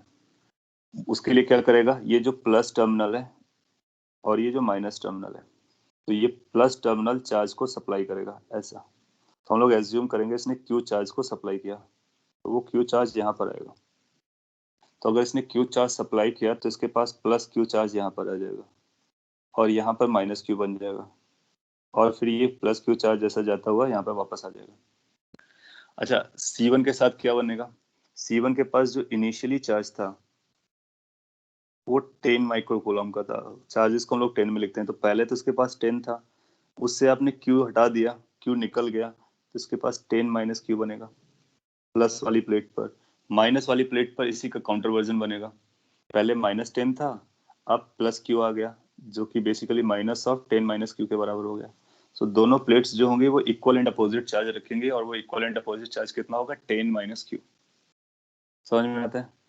अगर आपको ये समझ में आता है तो इसके लिए आप किरचॉफ्स लॉ लगा देंगे. ये लूप है ना, तो लूप इक्वेशन लगा देंगे, KVL, किरचॉफ्स वोल्टेज लॉ. क्या बताएगा किरचॉफ्स वोल्टेज लॉ, आप इस टर्मिनल से स्टार्ट कीजिए और वापस इसी पर आ जाइए. तो जब आप C2 से जा रहे होगे, इस सेंस में जो मैंने एरो बनाया है, तो आपको लिखना होगा Q/C2. जब आप इससे एंटर कर रहे होगे तो नेगेटिव से एंटर कर रहे हो तो minus charge which is 10 minus Q divide by C1. Inter हम कहीं से भी करें, चार्ज कैपेसिटर का प्लस लिखा जाता है, इज इक्वल टू 0. तो ये अपने को किरचॉफ्स वोल्टेज लॉ समझ में आना चाहिए, ये अपने आप आज आपने लर्न किया है. इसको हम और भी कॉमन सेंस से बोल सकते थे, इसका potential difference is equal to इसका पोटेंशियल डिफरेंस, लेकिन अगर हमें इक्वेशन वाइज लिखना है तो इस तरह से लिखेंगे. ये बेसिकली वही लिखा हुआ है, C2 का potential is equal to C1 का पोटेंशियल. एक बार आपको ये समझता है, C1 C2 अपने को पता है, हम Q की वैल्यू कैलकुलेट कर सकते हैं. क्या आएगा चेक कर लेते हैं. तो Q/C2, C2 की वैल्यू अपने को दी गई है 6, is equal to 10 minus Q divide by C1. C1 is 4, micro ऊपर है, माइक्रो माइक्रो कैंसिल आउट हो जाएंगे. सो यहाँ से अपने को मिलने वाला है twice Q is equal to 30 minus 3Q, क्योंकि ये 2 से कैंसिल हो गया होगा, क्रॉस मल्टीप्लाई किया होगा, आप जान रहे हो. You can solve them as per your calculations. So 5Q is equal to 30. So from here you will find कि Q कितना आ रहा है. So ये आ रहा है 6 माइक्रोकूलम. एक दो बार एग्जाम में उसने पूछा है, ऐसा अरेंजमेंट दिया, उसने पूछा कि कितना चार्ज यहाँ से फ्लो करेगा. तो कितना चार्ज फ्लो किया है, 6 माइक्रोकूलम फ्लो किया है. जितना फ्लो किया है वो कहाँ पर रहेगा, C2 पर रहेगा. तो C2 का चार्ज कितना हो गया, C2 का चार्ज है Q की वैल्यू आ गई अपने पास 6 माइक्रोकूलम. अगर आपसे कोई पूछता है कि C1 पर कितना चार्ज बचा, सो चार्ज ऑन C1 भी हम बता सकते हैं. So charge on C1, this is going to be equal to 10 minus Q finally. So 10 minus 6, that is 4 microcoulomb. So ultimately you will find कि इसके पास 4 माइक्रोकूलम बचेगा, इसके पास 6 आ जाएगा। अब ये किरचॉफ्स के लॉ को फॉलो करेगा और हैप्पीली रह जाएगा, फिर कोई चार्ज मूव नहीं करेगा। एक बार यहाँ से चार्ज मूव करके यहाँ पर आएगा, सो दैट कि दोनों के पोटेंशियल बराबर हो जाए, दैट मींस किरचॉफ्स के लॉज सेटिस्फाइड हो जाए। Making sense? आपको चार्ज फ्लो पता चल गया, दोनों के चार्जेस पता चल गए, अब दोनों की एनर्जीज कितनी फाइनली स्टोर्ड है वो बता सकते हो, इनिशियली कितनी एनर्जी स्टोर्ड थी वो बता सकते हो, दोनों एनर्जी का डिफरेंस भी निकाल सकते हो। तो अगला उसका जो मोस्ट फेवरेबल क्वेश्चन होता है वो ये होता है बी, हीट लॉस और energy loss in the process. जब ये चार्ज मूव किया एक से दूसरी जगह, सो कितना हीट का लॉस हुआ होगा, कितना एनर्जी का लॉस हुआ होगा, ये अपने को पता करना है। सो यहाँ पर हम लोग वर्क एनर्जी थ्योरम जैसा कुछ लगा सकते हैं, या कॉमन सेंस जो एनर्जी का वो लगा सकते हैं। अपने पास एक सिस्टम था जिसमें केवल C1 चार्ज था, तो एनर्जी हमारे पास केवल C1 के पास थी। फाइनली एनर्जी हमारे पास किसके पास बचती है, C1 और C2 दोनों के पास बचती है। सो जो इनिशियल एनर्जी थी that was the total energy, उससे हमारे पास जो फाइनल बची हुई है वो एनर्जी होगी, और कुछ एनर्जी लॉस हुई होगी। तो हम ऐसा बोल सकते हैं कि initial energy is equal to final energy plus heat loss. So ये एनर्जी कंजर्वेशन है। Initial total energy is equal to final total energy. Final total energy में स्टोर्ड एनर्जी है और कुछ हीट है। अब आप यहाँ से बता सकते हो हीट कितना आने वाला है। सो हीट के कैलकुलेशन के लिए आप बोलोगे this is going to be initial energy minus final energy. ये स्टोर्ड एनर्जीज हैं इन द सिस्टम। सिस्टम में हमारे पास दो कैपेसिटर्स हैं। इनिशियली केवल पहले वाले कैपेसिटर पे थी, तो कितना थी, हाफ सी स्क्वायर वी लगा सकते हैं, हाफ सी वी स्क्वायर लगा सकते हैं, या क्यू स्क्वायर बाई 2c लगा सकते हैं। क्यू कितना दिया था मैं डायरेक्टली लिख रहा हूँ, फॉलो करना। क्यू था 10, 10 के square divide by 2c1 that was 4। दूसरे के पास कितना था, 0, क्योंकि चार्ज ही नहीं था। माइनस फाइनली आते हैं, फाइनली C1 के पास कितना बचा हुआ है, तो C1 के पास जो चार्ज है वो 4 है, तो 4 के स्क्वायर आ जाएगा divide by 2 into C1 which is 4। C2 पर आते हैं, चार्ज कितना है C2 पर, 6, तो 6 के स्क्वायर डिवाइड बाई 2 इंटू 6। ये कैलकुलेशन आप और भी तरीके से कर सकते हो, बट मैंने डायरेक्टली इसको इस तरह से सॉल्व करने की कोशिश की है। ये जो आंसर आएगा माइक्रो जूल पर आएगा, क्योंकि माइक्रो माइक्रो एक कैंसिल हुआ होगा, एक सर्वाइव कर गया होगा। कैलकुलेट कर लेते हैं कितनी है। सो 100/8 हो जाएगा। सो आप ऐसा बोल सकते हो 25/2 माइनस, इस ब्रैकेट पे आते हैं, 4 से 4 कैंसिल हो गया होगा तो 2 बचेगा, 6 से 6 कैंसिल हो गया होगा तो 3 बचेगा। बेटर यू नो कि कैसे सॉल्व करना है, बट क्या करना है ये मैं आपको बता रहा हूँ। 5 हो जाएगा। सो ये आ जाएगा अपने पास 15/2 जूल, माइक्रो जूल वाला। सो आप बोलोगे जब आपने ये प्रोसेस परफॉर्म किया होगा या चार्ज फ्लो किया होगा, तो यहाँ पर लॉस आया हीट का, कितना लॉस आया है वो 15/2 दैट मीन्स 7.5 माइक्रो जूल के बराबर हीट लॉस हुआ होगा। सो पॉइंट इज कि एक बार आपको चार्ज पता चलता है सभी कैपेसिटर्स पर, तो आप एनर्जी निकाल सकते हो, इनिशियल फाइनल डिफरेंसेस सारा कुछ कैलकुलेट कर सकते हो। यहाँ पर बैटरी नहीं है माइंडेड, इसका मतलब charge capacitor acted as a battery, it has supplied charge. तो ये बैटरी नहीं है, कैपेसिटर है। अनलाइक बैटरी, बैटरी क्या करता है, बैटरी अपना पोटेंशियल डिफरेंस मेंटेन करता है, लेकिन कैपेसिटर से जब चार्ज गया होगा तो इसका पोटेंशियल डिफरेंस कम हुआ है, पहले ज्यादा था फिर डिक्रीज किया है, डिक्रीज करके इसके बराबर हुआ है। सो कैपेसिटर भी चार्ज को सप्लाई कर सकता है, करंट को सप्लाई कर सकता है, और किरचॉफ इक्वेशन को वैलिडेट कर सकता है। उसके बेसिस पर हम लोग अपना आंसर देते हैं। कॉपी कर लीजिए। और अब ये मैं आपको एक दूसरा क्वेश्चन देता हूँ थोड़ा सा और ट्विस्ट करके। अभी मैंने एक ही चार्ज कैपेसिटर को चार्ज रखा था। जनरल एग्जाम में जो पूछता है वो दोनों कैपेसिटर को चार्ज करके रखेगा, फिर उनके कॉम्बिनेशन कनेक्शंस को बैठा लेगा। अपने को बताना होगा कि क्या चल रहा है। आपने कुछ पूछा है can we use first law of thermodynamics.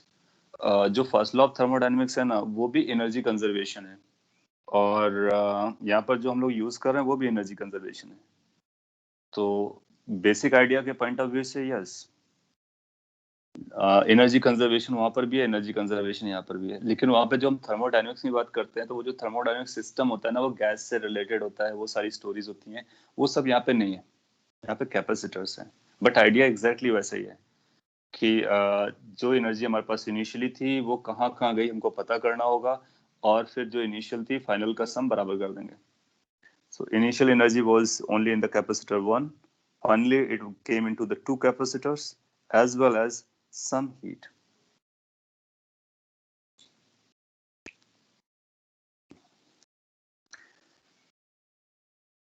मैं आपको नेक्स्ट क्वेश्चन फ्रेम करता हूं और आप उसका आंसर करेंगे। उसके दो पार्ट करते हैं, पहला पार्ट मैं आपसे एक्सपेक्ट करता हूं, दूसरा मैं एक्सप्लेन करूंगा। लेट्स से अपने पास एक कैपेसिटर है और एक दूसरा कैपेसिटर है, ये C1 है, ये C2, इनकी वैल्यूज दी जाएंगी, और लेट्स से C1 और C2 दोनों चार्ज हैं। इसका ये प्लस चार्ज टर्मिनल है, ये माइनस है, इसका ये प्लस है, ये माइनस है। सो मैं बता देता हूँ कि क्या चल रहा है। लेट्स सी कि C1 की वैल्यू आपको दी गई है, C1 is equal to 4 microfarad, same numbers को यूज कर लेते हैं, C2 is equal to 6 microfarad. Numbers हमारे लिए उतना इंपॉर्टेंट नहीं होते हैं। इस पर जो इनिशियल चार्ज था, लेट्स कॉल देम Q1, और इसकी वैल्यू थी 10 माइक्रोकूलम। Q2 लेट्स से इस पर 20 माइक्रोकूलम थी। ये चार्जेस आपको इनिशियली पता थे। अब आप इसको कंबाइन करते हो। सो पहला part, if two capacitors are combined as shown, then find, charge पता कर लेंगे तो बाकी सारी चीजें पता चल जाएंगी। तो फिर then find charge on C1, final charge on C1 पता करना है। कैसे कंबाइन किए, कनेक्ट किए गए, उनको इस तरह से कनेक्ट कर दिया गया, पॉजिटिव को पॉजिटिव से, नेगेटिव को नेगेटिव से कनेक्ट कर दिया गया। और अब अपने को पता करना है कि C1 पर फाइनली कितना चार्ज अपीयर करेगा, जो कि इनिशियली 10 माइक्रोकूलम था, और इनिशियली दोनों चार्ज थे। आप ट्राई कर सकते हो, फिर हम इसके बी पार्ट में थोड़ा सा ट्विस्ट लेके आएंगे, और अगर दोनों पार्ट आपको समझ में आ गया तो अपना पर्पस पूरा हो जाएगा।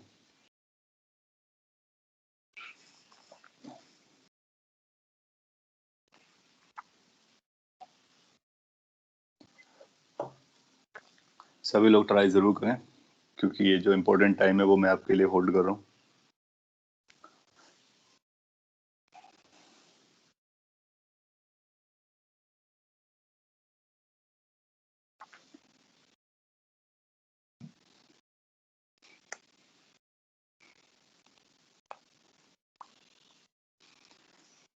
तो कैसे आप प्रोसीड करोगे,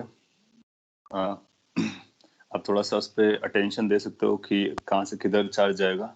सपोज कर लीजिए आप डायरेक्टली स्टार्ट करना चाहते हो, आपको नहीं पता कौन सा हायर पोटेंशियल होगा, कौन सा ज़्यादा चार्ज प्रोवाइड करेगा, तो आप ऐसा भी मान सकते हो कि यहाँ से चार्ज क्यों गया, दैट्स ऑल।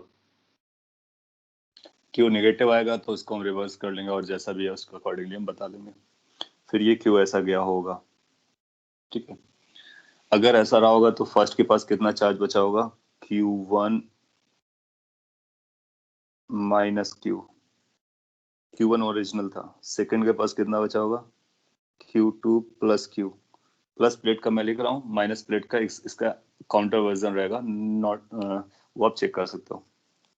देन आफ्टर अगला पॉइंट क्या होगा, अगला पॉइंट होगा सिंपल, कि आपको किरचॉफ इक्वेशन लगा देनी है, आपको किरचॉफ्स वोल्टेज लॉ, और you can say potentials are identical. जैसे आप किरचॉफ्स पोटेंशियल वोल्टेज लॉ लगाओगे तो अपने पास बचेगा कि Q2 plus Q by C2 minus, इधर से प्लस आया उधर से माइनस आएगा, तो माइनस में बनेगा Q1 minus Q divided by C1 is equal to 0। Basically यहाँ से अपने को एक आंसर मिल जाएगा। Q1 की वैल्यू अपने को 10 दी गई, सब माइक्रो में चलने देते हैं, और नीचे C2 जो था आपके लिए वो 20 था, इज इक्वल टू Q2 20 था। पढ़, मैंने कुछ गड़बड़ कर दिया, फिर से मैं लिख देता हूँ। इसी को फॉलो कर रहा हूँ मैं।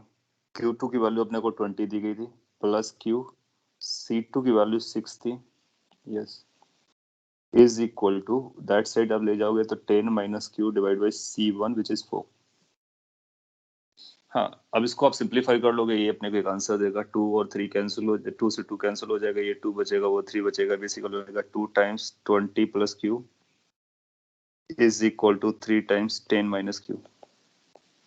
यहाँ से अपने को Q पता चलेगा, तो बनेगा 40 plus twice Q, 30 minus thrice Q। Calculation को आप चेक कर सकते हो। आइडिया पे हमारा अटेंशन है कि किस तरह से हम सॉल्व कर रहे होते हैं।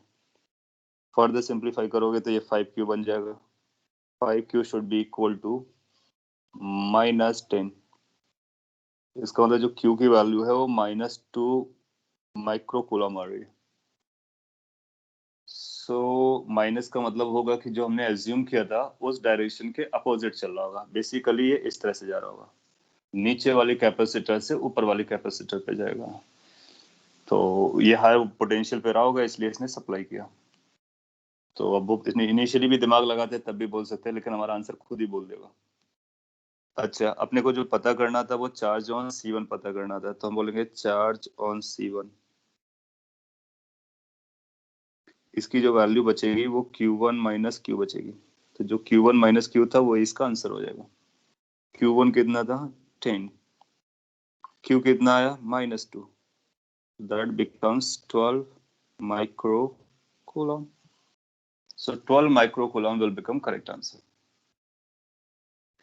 एक बार आपने C1 पर निकाल लिया है तो हम C2 पर भी निकाल सकते हैं। C2 पर कितना चार्ज हो जाएगा? Charge on C2 will be Q2 plus Q, that is 20 plus of -2, that is 18 microcoulomb. दो चीजें और भी कुछ चीजें रहने वाली सॉरी, ये जो टोटल चार्ज होता है ना वो कंजर्व रहने वाला है, क्योंकि चार्ज दो कैपेसिटर्स में है और चार्ज हमेशा कंजर्व रहता है। इस पॉइंट को भी आप यूज कर सकते हो। तो इनिशियली टोटल चार्ज हमारे पास कितना था? 30। फाइनली हमारे पास कितना बचेगा? 30, लेकिन वो रीडिस्ट्रीब्यूट हो जाएगा। इससे प्रीवियस वाले क्वेश्चन में भी अगर आप देखो, इनिशियल चार्ज हमारे पास कितना था? 10। फाइनली हमारे पास कितना बचा होगा? 6 and 4, दैट इज 10। तो चार्ज कहीं नहीं जाता, चार्ज कंजर्व रहता है। चार्ज कंजर्व रहता है और किरचॉफ्स का लॉ वैलिड होता है। ये कोर प्रिंसिपल्स हैं, इनको लगाना होता है। तो अल्टीमेटली हम दोनों किरचॉफ्स के लॉ लगा रहे हैं, चार्ज कंजर्वेशन देख रहे हैं और वोल्टेज का लॉ लगा रहे हैं। हालांकि जंक्शन जैसा रूल यहाँ पर नहीं लगाया गया, क्योंकि जंक्शन है ही नहीं। तो इस तरह से हमने चार्ज पता कर लिया। अब आपसे ये पूछ सकता है कि चार्ज C1 से C2 की तरफ गया है या फिर C2 से C1 की तरफ गया है। पॉजिटिव से पॉजिटिव की बात कर रहे हैं, हालांकि C2 से C1 इधर भी जाएगा। किस पॉजिटिव से किस पॉजिटिव की तरफ गया है? तो नट सेल में जो प्लस चार्ज सप्लाई किया है वो C2 ने सप्लाई किया C1 की तरफ। क्यों? क्योंकि हमारा ये नेगेटिव आंसर आएगा। तो हम ऐसा बोलेंगे, यहाँ से चार्ज बेसिकली यहाँ पर गया, कितना गया? 2 माइक्रो कूलम। तो वो 10 की बजाय 12 हो गया, ये 20 की बजाय 18 बचा। ये हमारा फाइनल आंसर हो जाएगा। अब आपसे पूछ सकता है किसके पास कितना एनर्जी स्टोर्ड है, वो बता सकते हैं। कितना पोटेंशियल डिफरेंस है, तो जो इसका पोटेंशियल है वही इसका पोटेंशियल है, दोनों का पोटेंशियल डिफरेंस बराबर होगा। तो वो निकाल सकते हैं ये नंबर बेसिकली Q/C से। फाइनली हीट लॉस कितना रहा होगा? इनिशियल एनर्जी, फाइनल एनर्जी, दोनों को सब्ट्रैक्ट करके हीट लॉस निकाल सकते हैं। अंडरस्टूड? इसके बाद बी पार्ट को अब में से कुछ लोगों ने आंसर दिया, दैट्स ग्रेट। और अब हम एक और पार्ट करते हैं, that will be the last point of today's lecture, लेकिन वो भी इम्पोर्टेंट है। इसको जब आपने इनिशियली कंबाइन किया था तो प्लस को प्लस से कंबाइन किया था, माइनस को माइनस से कंबाइन किया था। तो आपसे ऐसा बोलेगा नहीं, प्लस को माइनस से कंबाइन करो, माइनस को प्लस से कंबाइन करो, तो फिर क्या होने वाला है? तो इसको मैं नेक्स्ट स्लाइड पे बोलता।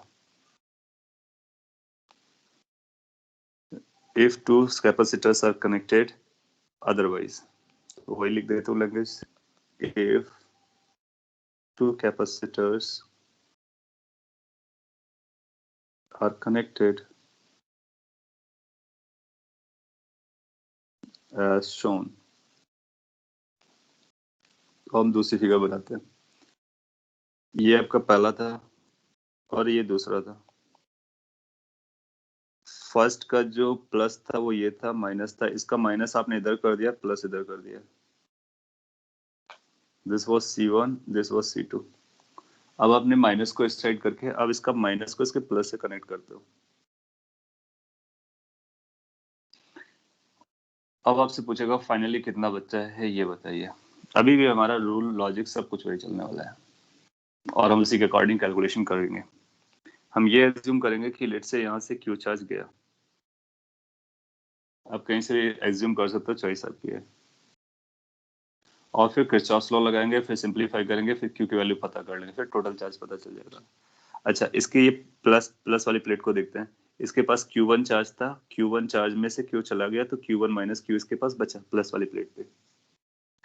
इसके पास क्या था, इसके पास यहाँ पर प्लस Q था और Q2 था और यहाँ पर माइनस Q2 था। ये इनिशियली था। अब माइनस Q2 पर एक Q आया तो ये बनेगा अपने पास Q माइनस Q2 और इधर से गया तो ये बनेगा Q2 minus Q। Making sense? अब इसमें कौन सा प्लस होगा कौन सा माइनस होगा ये आपको डिसाइड करना पड़ेगा। नो, आप ये समझो कि पोटेंशियल डिफरेंस दोनों के बराबर, दोनों के अक्रॉस बराबर आने वाला है और इसका अगर ये पॉजिटिव टर्मिनल है, ये नेगेटिव टर्मिनल है, तो इसका भी ये पॉजिटिव टर्मिनल होना चाहिए, नेगेटिव टर्मिनल होना चाहिए, क्योंकि तभी तो जस्टिफाई हो पाएगा। इसका मतलब है कि हम क्या करेंगे, इसको पॉजिटिव ट्रीट करेंगे और इसको नेगेटिव कर लेंगे। दैट मीन्स ये जो होगा इसको हम लिख सकते हैं minus of Q minus Q2। So finally हमारे लिए ये प्लेट पॉजिटिव प्लेट हो गई और ये प्लेट नेगेटिव प्लेट हो गई। ऐसा बोल सकते हैं, बिल्कुल बोल सकते हैं। एक बार आपने ये बोला, अब आप इसकी इक्वेशन लगा लोगे, Kirchhoff's voltage law, KVL। KVL क्या मिलेगी, सपोज के लिए आप यहाँ से इस तरह से जाते हैं तो आपको मिलेगा Q minus Q2 divide by, क्योंकि हम लोग प्लस से माइनस जा रहे हैं, ये प्लस है और ये माइनस है, और चार्ज कितना है, ये चार्ज है, तो Q minus Q2 by C2 is equal to, वहां पर अगर आप प्रॉपर लिखते हो तो माइनस लगाइए और उसका चार्ज है Q1 minus Q divide by C1 is equal to 0। और डायरेक्टली आप बोल सकते हो कि इसका potential difference is equal to इसका पोटेंशियल डिफरेंस। बेसिकली वही लिखते हैं हम लोग बार बार। तो ये बन जाएगा Q माइनस Q2 की वैल्यू आपको बताया गया था 20, तो ये 20 हो जाएगा। C2 की वैल्यू 6 थी, इज इक्वल टू Q1 10 था और ये 4 था। तो जब हम क्रॉस करेंगे तो भी इसका बस ख्याल रख लेंगे, इसके अकॉर्डिंग इसके प्लस माइनस बना लेंगे और चार्जेस को नोट कर लेंगे। देन आफ्टर ये क्या बन जाएगा, देन आफ्टर ये बन जाएगा 2 टाइम्स Q माइनस 20। चेंजेस आ जाएंगे, आप देखोगे कि जो पहले कनेक्ट किया था और जो आप कनेक्ट किया दोनों में अंतर है, चार्जेस डिफरेंट डिफरेंट आएंगे। सो ये बनेगा twice Q minus 40 is equal to 30 minus 3Q। जब आप इस साइड लेकर के आओगे तो आपको बनेगा 5Q इज इक्वल टू 70।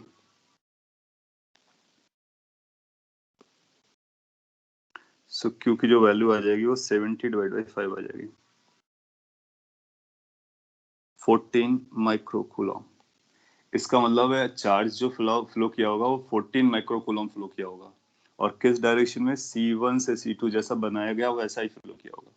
तो बेसिकली क्या करेगा, ये चार्ज फ्लो करके इस प्लेट को पॉजिटिव बनाएगा टर्मिनल, इसको नेगेटिव टर्मिनल बनाएगा, सो दैट कि किरचॉफ्स वैलिड हो सके। एक बार आपको ये समझता है तो आप इंडिविजुअल चार्जेस बता सकते हो। C1 पे कितना चार्ज बचेगा, C2 पे कितना चार्ज बचेगा, तो हम बोलेंगे charge on C1 this is going to be Q1 minus Q।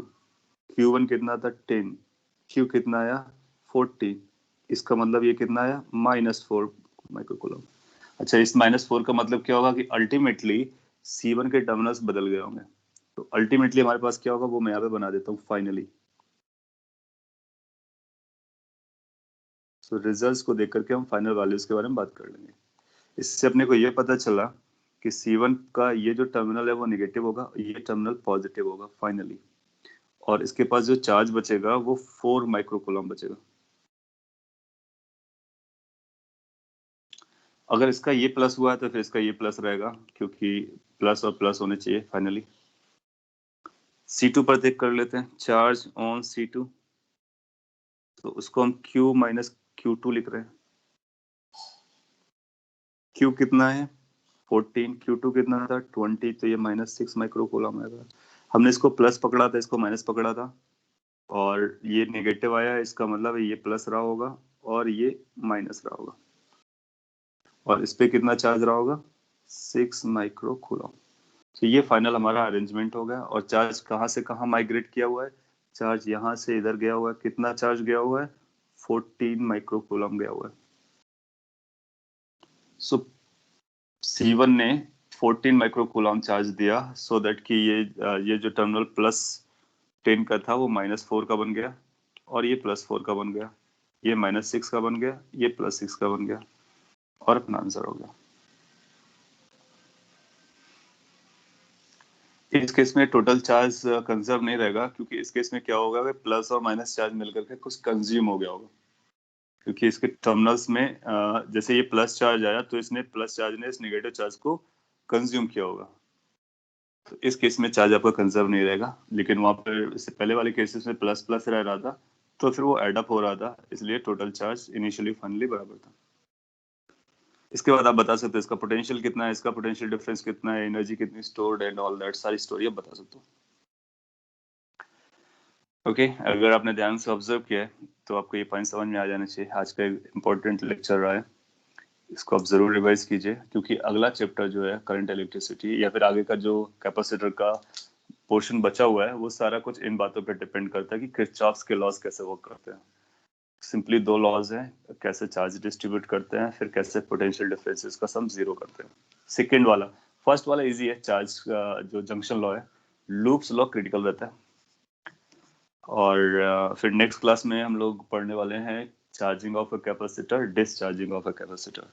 Capacitor किस तरह से चार्ज करता है अपने आप को जब बैटरी से कनेक्ट करते हैं, और कैसे डिस्चार्ज होता है। उसके बाद आएगा डाइलेक्ट्रिक्स, और फिर ये कैपेसिटर अपना कंप्लीट हो जाएगा। Then we will shift towards current electricity. Any question, if at all, you can ask. Otherwise, that's all for the day.